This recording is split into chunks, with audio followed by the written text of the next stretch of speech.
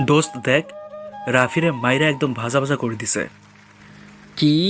কার এত বড় সাহস আমার বন্ধুরে এমনে মারছে? কে আবার? তোদের উপরের ওই সোহানা। কি? ওই সুসুয়ের এত বড় সাহস আমার এই দুধের সন্দেশের মতো বন্ধুরে মারছে? তুই টেনশন নিস না ভাই, ওই মাইয়া তোর যেইখানে মারছে আমিও ঠিক ওইখানেই মারমু। না না, একটা জায়গায় লাথি দিছে, ওইটা বাদে। ভাই তুই তো ইতিহাস। ওই ওরে এখনো বুকে নিস না কারে? ভাই তুই একটা মাল, তোর ওইখানে লাথি মারার পরও দাঁড়াই আসোস, তুই আমাকে গর্ব ভাই। চল আজকে ওই সোহানারে মজা দেখামু। চল এটা। ভাই তোরা বাইরে থাক, আমি ভেতরে থেকে টাইনা বের করে আনতেছি। দরজায় কয়েকটা টোকা দিতেই আন্টি বের হয়ে আসলো। আন্টি, সুসু কই? না মানে সোহানা কই? আন্টি বলেন ওর ঘরেই আছে। আমি হেসে বললাম হি হি হি, ওকে। সোহানার ঘরে ঢুকতেই গেঞ্জিটা ধরে টেনে নিয়ে গেল। ওই স্যার, 100 টাকা দিয়ে কিনছি। হারামি কুত্তা শয়তান, তোরে তো আজকে মেরেই ফেলবো। হায় হায়, মারতে এসে আমিই তো ফেসে গেছি। তোর ওই ছ্যাঁচড়া বন্ধু যেমন কেলানি দিছি, তোরেও দিমু। কিন্তু কেন? তোর ওই বন্ধু রাফি আজকে আমাকে প্রপোজ করছে, তাই ওরে কেলানি দিছি। আর তোরে কেলামু ওদের সাথে সারাদিন বাদরামি করার জন্য। আল্লাহ, কি ডাকাতের পাল্লায় ফেলাইলা। সোহানা, ওই দেখ রাফি আর রাজু নিচে মনে হয় দাঁড়াই আছে। কি? তার মানে তুই ওদের ডাকছিস? না না, জীবনেও না। এই যে নতুন গেঞ্জি শুয়ে কইতেছি। আসল কথা বললে হেব্বি মাইর দিবে। তোকে একটা সুযোগ দিচ্ছি, হয় তুই ওদের কেলানি দিবি, না হয় আমার হাতে কেলানি খাবি। বন্ধুরে তোরা মাফ করে দিস। ধুর, আমি কেলানি দিমু? এই যাচ্ছি, আর কেলায় চলে আসমু। ওয়াও, তোরে আমি চিনি না, তুই ওদের থেকে বড় ছ্যাঁচড়া। এই ধর পাইপ, এই দিয়ে মারবি, আমি তোর সাথেই থাকবো। এবার চল। কি আর করার, যাইতেছি। ওই, তুই এবার আগে গিয়ে মাইট দিবি, আমি লুকাই লুকাই দেখবো। ধুর, কি ফাঁসাটাই না ফাঁসছি। ওই শালা, তোরা সোহানাকে প্রপোজ করছস, সাহস তো কম না। দাঁড়া, মজা দেখাইতেছি। কি হারামি রে, তুই নিজেই ডেকে আনলি আর নিজেই মারতে আসছিস? চুপ শালা, এই নে, কেমন লাগে? সালা হারামি, জীবন আর কথা বলবি না তুই। একটু কাছে গিয়ে আস্তে করে বললাম, অমন বলিস না ভাই, ফাইসা গেছি তোদের একটু। ওই, কি বলতেছিস? মার। মারতেছি তো। শালারা সোহানাকে প্রপোজ করা। এরপরে ওরা দৌড়ে চলে গেছে। দেখলি কি মাইটাই না দিছি? হি হি হি। তাই না হারামি? পাইপটা নিয়ে আমারেও 2টা বাড়ি দিছে, কিন্তু আস্তে। তার থেকে জোরে আমি চিল্লানি দিছি। আসলে সোহানা আমাকে মারতে আসে, কিন্তু মারে না। আর মায়ের দিলেও আসতে। আসলে ওর সাথে এমন দুষ্টুমি ভালোই লাগে। হাজারো কিউটি একটা মেয়ে বলে কথা। শোন, এবার গিয়ে পড়তে বসবি, তা না হলে আবার মাইর খাবি। ঠিক আছে। এবার যা। বাসায় গিয়ে দেখি সব কাপড় কেমন গন্ধ করতেছে। মেলা দিন থেকে ধুয়ে দেওয়া হয়নি, অনেক দিন থেকে ধুয়ে দেওয়া হয়নি। তাই সব কাপড়গুলো ধুয়ে ছাদে শুকাতে দিতে যাচ্ছি। গিয়ে দেখি সোয়ানাও কাপড় শুকাতে যাচ্ছে। এদিক ওদিক না দেখেই সব কাপড় এক জায়গায় রেখে দিয়ে আমার কাপড়গুলো আরামসে শুকাইতে দিচ্ছি। পিছনে তাকাতেই আহ! ওই, আমার কাপড় এখানে কেন? না না, এমনি বাতাসে না সব পরে গেছিল, তাই ভাবলাম এক জায়গায় রেখে দেই। আমারগুলো শুকাইতে দিয়ে এসে তোরগুলো শুকাতে দেবো। সত্যি। তাহলে এবার শুকাইতে দে। যাক বাবা, অন্তত ধরা পড়েনি। চলে আসছিলাম, হঠাৎ সোহানার ডাক। ওই শাহরিয়া, শোন। কি? আঙ্কেলও তো নাই, আজকে দুপুরে রান্না কি করছিস? কিছু খাবো না আজকে। চুপ শয়তান, খাবি না কেন? গোসল করে আমাদের বাসায় আসবি, কেমন? না, পারমু না। পারলে তুই আমার বাসায় আসিস, আমি গেলাম। গোসল করে শুয়ে আসি। ধুর, সোহানাদের বাসায় যাওয়াই ভালো ছিল। এখন হেব্বি খিদে লাগছে। ওই, খিদে পাইছে তাই না? সোহানা তুই? হুম, খিদে পাইছে তাই না? মাথার নাড়লাম শুধু। জানতাম আমি। এই নে ধর, খেয়ে নে। বিদ্যুতের গতিতে খেতে লাগলাম। ওই হা করে কি দেখছিস? না কিছু না, আমি খাইছি কিনা জিজ্ঞেস করবি না? এই রে, ভুলেই গেছিলাম। হি হি হি, তুই খাইছিস? না, একসাথে খাবো, তাই দুইজনের খাবার আনছি।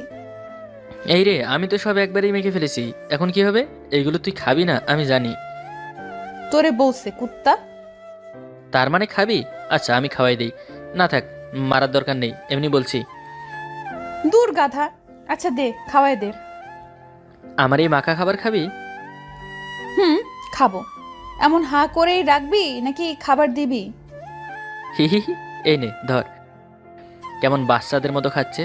আমি জানি এই সময়ের কোনো মেয়ে আমার মাখা খাবার খেত না, কিন্তু সোহানাটা একদম আলাদা। আমি জানি সোহানা পাগলিটা আমাকে খুব ভালোবাসে, সেটা আরও আগে থেকেই জানি আমি। কিন্তু আমরা সব সময় কেমন ঝগড়া করতে থাকি খাওয়া শেষে। সুসু, এবার একটু মাথা টিপে দিবি? কি বললি শয়তান? বলেই মারতে শুরু করে দিল। এক পর্যায়ে ও আমার বুকের ওপর এসে পড়ে গেল। কি আর কমু ভাই, পুরো সিনেমার স্টাইল। সিনেমায় তো অমনভাবে পড়লে নায়িকা লজ্জা পেয়ে চলে যায়, কিন্তু এই মেয়ের তো কোনো লজ্জা নেই, এক হাতে মেরেই চলেছে। আচ্ছা সোহানা, তোকে একটা কথা বলতে যাচ্ছি অনেক দিন, কিন্তু কিছু বলা হচ্ছে না। কি কথা বল। না এখন না, রাতে ছাদে বলবো। ওকে, তাহলে আমি এখন গেলাম।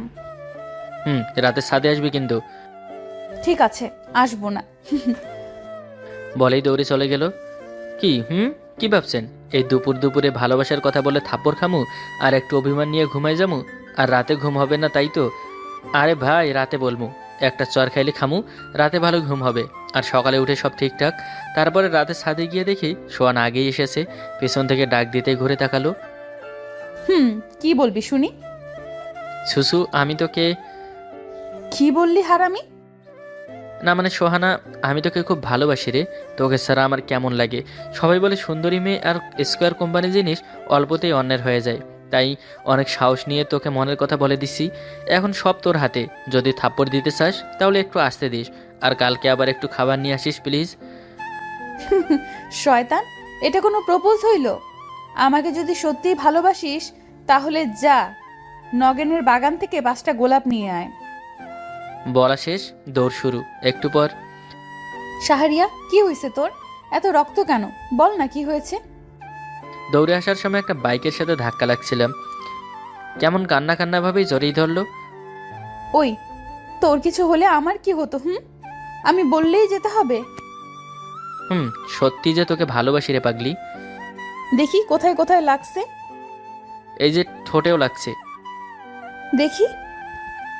বলেই কেমন আমার 2টা ঠোঁট 4টে হয়ে গেছে। হি হি হি। জানতো আর পাতে হবে না, আমার লজ্জা করতেছে। হি হি হি।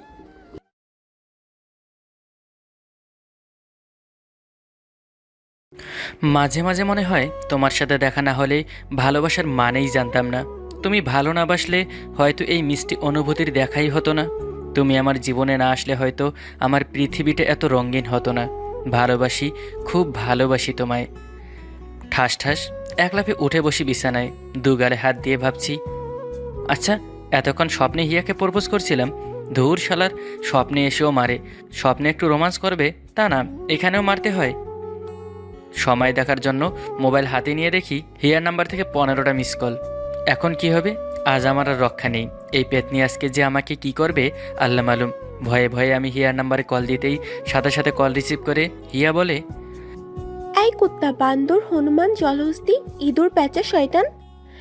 আমি চুপচাপ দর্শকের মতো হিয়ার বকাগুলো শুনে যাচ্ছি।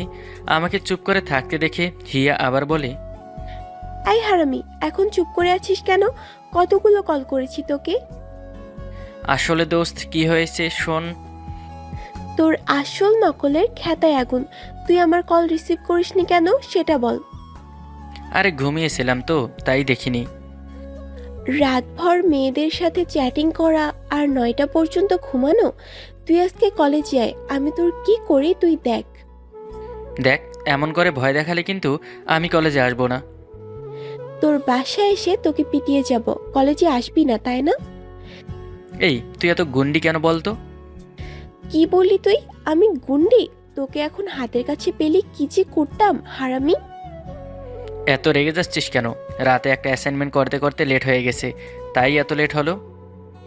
15 মিনিটের মধ্যে রেডি হয়ে আমার বাসার সামনে আসবি, না হলে তোর হাত পা ভেঙে দিব আমি। মনে রাখিস, জাস্ট 15 মিনিট অনলি। বলে কল কেটে দেয়। বাপরে, মনে হচ্ছিল এতক্ষণ আমি রিমান্ডে ছিলাম। তবে এটা আজ নতুন নয়, রোজই হিয়ার বকা শুনতে হয়, আর সাথে কিলঘুষি তো ফিরে আসেই। তবে অন্য কেউ আমাকে কিছু বললে তার অবস্থা খারাপ করে ছেড়ে দেয়। চলুন আমার পরিচয়টা দেয়া যাক। আমি মেঘ। বাবা মায়ের বড় ছেলে। আমার ছোট্ট একটা বোন আছে, মিমি। এবার ক্লাস 7-এ পড়ে আর আমি অনার্স 3য় বর্ষে।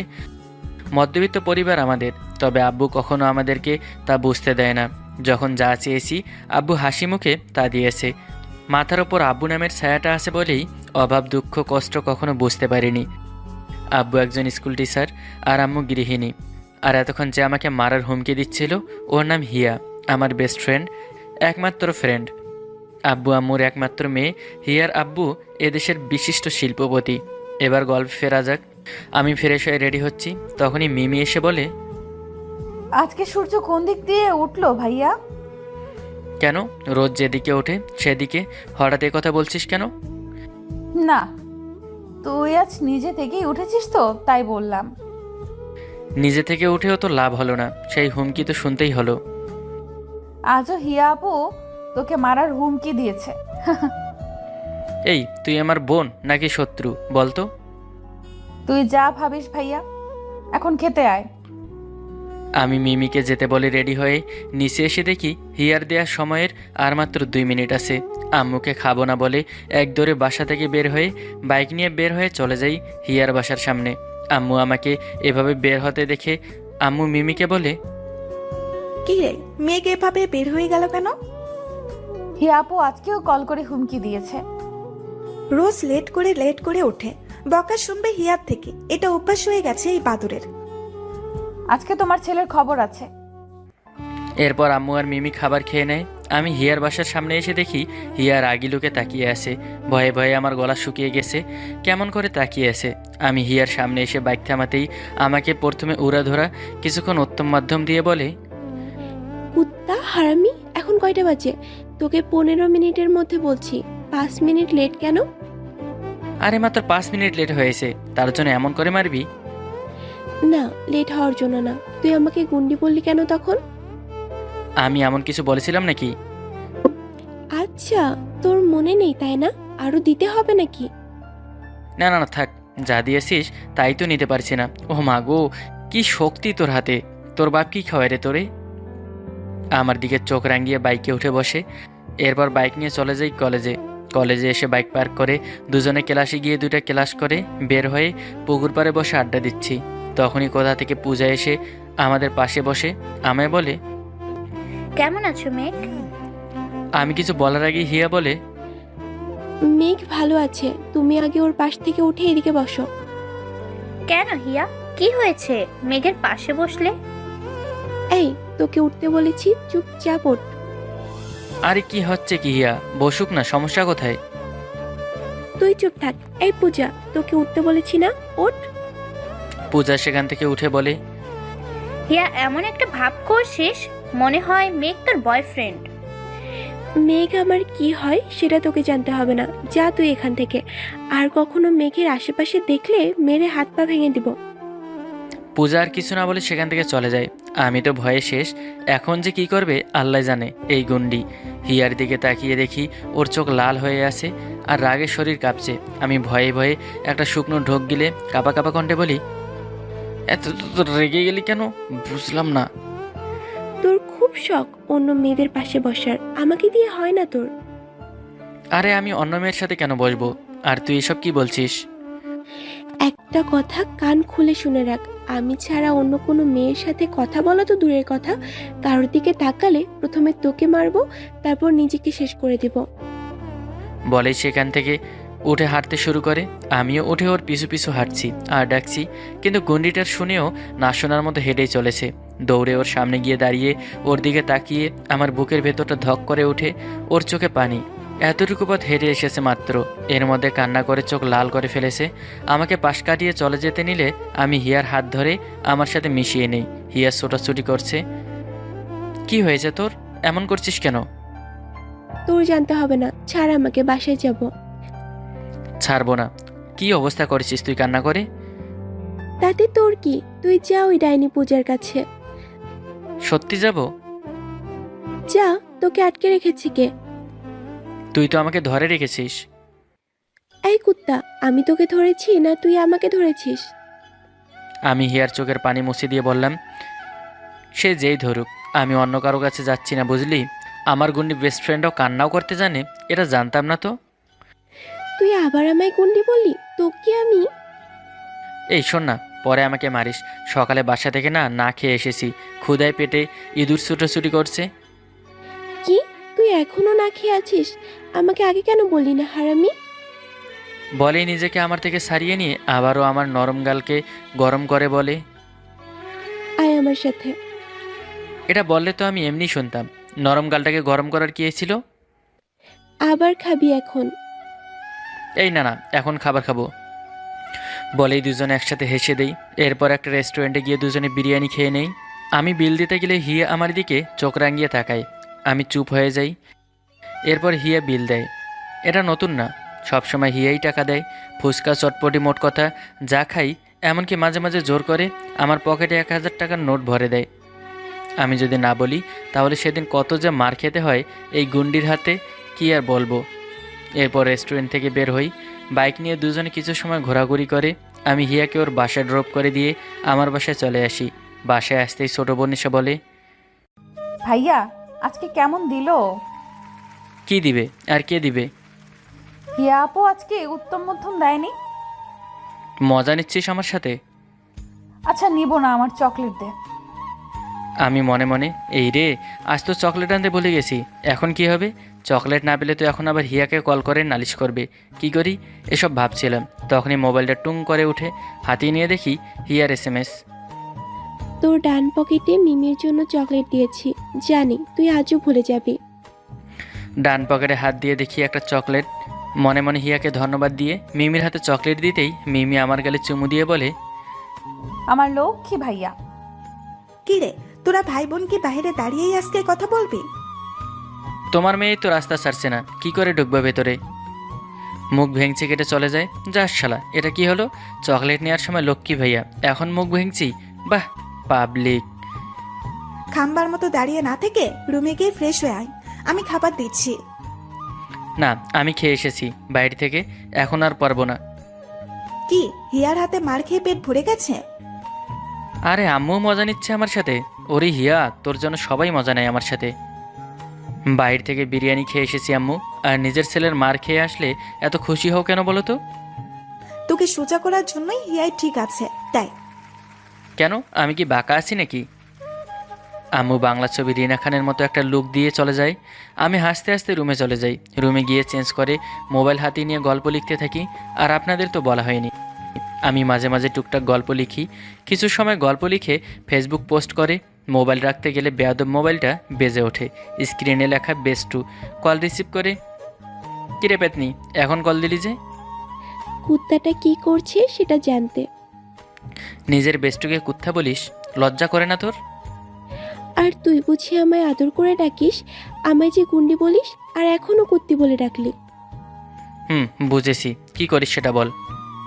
কি করি তা তোকে শুনতে হবে না। আজকে রাতে ঘুমাবি না, আমার বাসায় চলে আসবি। তোর বাপ দেখলে আমার হাত পা ভেঙে হসপিটালে পাঠিয়ে দিবে। আব্বু আম্মু কিছুই বলবে না, তোকে যা বলছি তাই করবি। আরে পাগল নাকি, তোর বাপ কিছু না বললেও তোদের বাসার কুকুর আমাকে তার রাতের ডিনার বানিয়ে ফেলবে। তোকে আসতে বলেছি, আসবি বাস। আর 11:50 1 মিনিটও যদি লেট হয় তবে তোকে আমি কি করব সেটা তো জানিস। আমায় উত্তম মধ্যম দিবি, সাথে ফ্রিতে নরম গাল গরম করবি। তাহলে চুপচাপ চলে এসো বাবু, বাই। বাই কথার এত জোরে বলল মনে হয় আমার কানের পোকাগুলো লাফিয়ে উঠল। এরপর মোবাইলটা রেখে একটু ঘুমিয়ে নেই। সন্ধ্যায় ঘুম থেকে উঠে ফ্রেশ হয়ে নিচে এসে দেখি আব্বু আম্মু মিমি রেডি। কোথায় যাচ্ছে? আমি কাছে গিয়ে বলি, আম্মু তোমরা কি কোথাও যাচ্ছ? তোর খালার বাসায় যাচ্ছি, আজকে আর ফিরবো না। রাতে বাহির থেকে খাবার এনে খেয়ে নিস। কই, আমায় তো বললে না। সব কথা কি তোকে বলে করবে নাকি? আসছে, আমায় তো বললো না। এই পেতনি, বড্ড পেকে গেছিস। আমি কি তোকে কিছু বলেছি? তোর সাথে কথা বলে সময় নষ্ট করতে চাই না। এটা কি হলো? আমাকে কেউ পাত্তাই দিল না, চলে গেল। একটা ছেলেকে সব জায়গায় সবাই দাম দিলেও একটা জায়গায় তার কোনো পাত্তাই নেই, আর সেটা হলো নিজের বাসায়। দূর চাই, যেখানে ইচ্ছা যাক। আমি বসে বসে টিভি দেখছি। রাত 11টা বাজে। বাসা থেকে বের হয়ে বাইক নিয়ে চলে যাই হিয়াদের বাসার সামনে। বাসা থেকে কিছুটা দূরে বাইক থামিয়ে চুপি চুপি গেটের কাছে গিয়ে দেখি দারোয়ান মামা নেই, আর একটু দূরে কুকুরটা ঘুমাচ্ছে। এই রে, এই কুকুরটা যদি আমাকে দেখে পুরো বাড়ি এখন দৌড় করাবে। বুকে ফু দিয়ে সাবধানে দেয়াল টপকে বাড়ির ভেতরে চলে যাই। একটু শব্দ হয়েছে, কিন্তু এ কি, কুকুরটা তো ঘুমোচ্ছে মনে হয়, শব্দ শুনেনি। আমার জন্য ভালোই হলো। চুপি চুপি বাড়ির সামনে গিয়ে হিয়ার রুমের পিছনের পাইপ বেয়ে হিয়ার রুমের ব্যালকনিতে উঠে যাই। এরপর হিয়াকে কল করি। কিরে তুই কোথায়? 11:50 হতে আর 5 মিনিট বাকি। যদি লেট হয় তবে তোকে আমি। আরে ব্যালকনির দরজা খোল, আমি তোর ব্যালকনিতে। হিয়া এসে ব্যালকনির দরজা খুলতে আমি হিয়ার দিকে বড় বড় চোখ করে তাকিয়ে আছি। বিশ্বাস করে নাবির ভাই, যা যা না দেখার ছিল তাই দেখে ফেলেছি। হিয়া একটা পেটিকোট আর ব্লাউজ পরে আছে। আমি চেন হারাবো অবস্থা। হিয়া আমার হাত ধরে টেনে ভিতরে নিয়ে গিয়ে বলে, এমন করে তাকিয়ে আছিস কেন? আগে নিজের দিকে তো তাকা। আমি ব্লাউজ আর পেটিকোট পরে আছি তো কি হয়েছে? এই, তোর লজ্জা করে না একটা ছেলের সামনে এভাবে দাঁড়িয়ে আছিস? করেছি তো, এই নাও পরিয়ে দাও। একটা শাড়ি আমার দিকে এগিয়ে দিয়ে বলে, তুই রাত 12টা শাড়ি পরিয়ে দেওয়ার জন্য আমাকে আসতে বলেছিস? আর ইউ ম্যাড হিয়া? এই শালা, চুপচাপ শাড়ি পরিয়ে দে, নয়তো এখন। আমি ভয়ে ভয়ে শাড়ি হাতে নিয়ে পরাতে শুরু করি। শাড়ি পরিয়ে দেওয়ার সময় যখন কুচিগুলো গুজে দিতে যাব, হিয়ার নাভিতে আমার চোখ আটকে যায়। ইচ্ছে করছে কামড়টা জড়িয়ে ধরে নাভিতে কিস করি। অনেক কষ্টে নিজেকে কন্ট্রোল করি। হিয়া বলে, যেটা করতে ইচ্ছে করছে সেটা ভুলেও এখন করিস না, না হলে একটা মায়েরও মাটিতে পড়বে না। আমি মনে মনে, ও বুঝলো কি করে আমার ওর নাভি চুমুতে ইচ্ছে করছে? এই গুন্ডি আবার জাদুবিদ্যা শিখলো কবে? এমন জিনিস সামনে থাকলে যে কারো মাথা নষ্ট তো হবেই। তাহলে মন যা বলছে করে ফেল। আমি যে এক ঘরের মধ্যে আছি, হিয়ার কথায় আমি সত্যি সত্যি হিয়ার কোমর জড়িয়ে ধরে নাভিতে নিজের মুখ গজে দেই। হিয়া কেঁপে ওঠে, চোখ বন্ধ করে আমার চুল শক্ত করে খামচে ধরে। একটু পর আমার হুঁশ ফিরতেই আমি হিয়ার হাতে শাড়ির কুচি দিয়ে দূরে গিয়ে অন্যদিকে মুখ করে তাকিয়ে ভাবছি, এটা আমি কি করলাম? হিয়া এখন কি ভাবছে আমাকে? ও আমাকে খারাপ ভাবছে না তো? আমার ভাবনায় ছেদ কাটিয়ে হিয়া বলে, আমি তোকে কিছু ভাবছি না, সময় কম, চল আমার সাথে। বলেই আমার হাত ধরে টেনে ছাদে নিয়ে যায়। পুরো ছাদ অন্ধকার। হিয়া ছাদে এসে তুড়ি বাজাতেই চারপাশে লাইট জ্বলে ওঠে। আমি সামনে তাকিয়ে দেখি বড় করে লেখা হ্যাপি বার্থডে টু ইউ মেঘ। হিয়ার দিকে তাকাতেই হিয়া বলে ওঠে, আমি জানতাম তুই ভুলে যাবে, তবে আমি ভুলিনি আজ। সত্যি আমি ভুলে গিয়েছিলাম, আজ আমার জন্মদিন। এই জন্যই তুই আমায় আসতে বলেছিস? হিয়া মাথা নাড়িয়ে বলে, হ্যাঁ। এরপর ছাদের এক পাশ থেকে আব্বু আম্মু বোন আঙ্কেল আন্টি সবাই একসাথে বলে ওঠে হ্যাপি বার্থডে টু ইউ। আমি তো অবাকের পর অবাক। আম্মু, তোমরা না খালার বাসায় যাবে বললে? এইসব প্ল্যান হিয়া আপুর তোমাকে সারপ্রাইজ দেওয়ার জন্য। আমি হিয়ার দিকে তাকিয়ে দেখি মিটিমিটি করে হাঁটছে। এরপর কেক কেটে প্রথমে বোন আব্বু আম্মু, এরপর হিয়াকে আঙ্কেল আন্টিকে খাইয়ে দেয়। সবাই আমাকেও খাইয়ে দেয়। এরপর আম্মু বলে, আমরা তোমাদের বিয়ে ঠিক করেছি, তবে সেটা এখন নয়, তোমাদের লেখাপড়া শেষ হলে। হিয়া আমাদের সব বলেছে, তোমরা একে অপরকে ভালোবাসো। আমরা দুই পরিবারই রাজি। আমি হিয়ার দিকে তাকিয়ে দেখি গুন্ডিটা লজ্জায় লাল হচ্ছে। এরপর সবাই আরও কিছু কথা বলে চলে যায়। ছাদে এখন আমি আর হিয়ার কাছে গিয়ে ওকে টেনে নিয়ে বলি, কিরে, আমায় ভালোবাসিস? নো, তুই এখন থেকে শুধু তুমি। আর তুমি বোঝো না কেন? তোমায় অন্য মেয়ের সাথে কথা বলতে দেখলে আমি কতটা কষ্ট পাই। আর তুমি বোঝো না আমি তোমাকে ছাড়া অন্য মেয়ের সাথে কেন কথা বলি না? তাহলে প্রপোজ করো। আমি হিয়ার সামনে হাঁটু ভাঁজ করে বসে বলি, সারা জীবন এভাবেই আমার পাশে থাকার জন্য তোমাকে চাই। আমি ভুল করলে আমাকে শাসন করার জন্য তোমাকে চাই। I love you Hiya, will you marry me? Hiya দৌড়ে এসে আমার বুকে ঝাপটে পড়ে। শুরু হলো আমাদের নতুন পথ চলা। আজকের মতো এখানেই বিদায় নিচ্ছি। ভালো থাকবেন সবাই। আল্লাহ হাফেজ।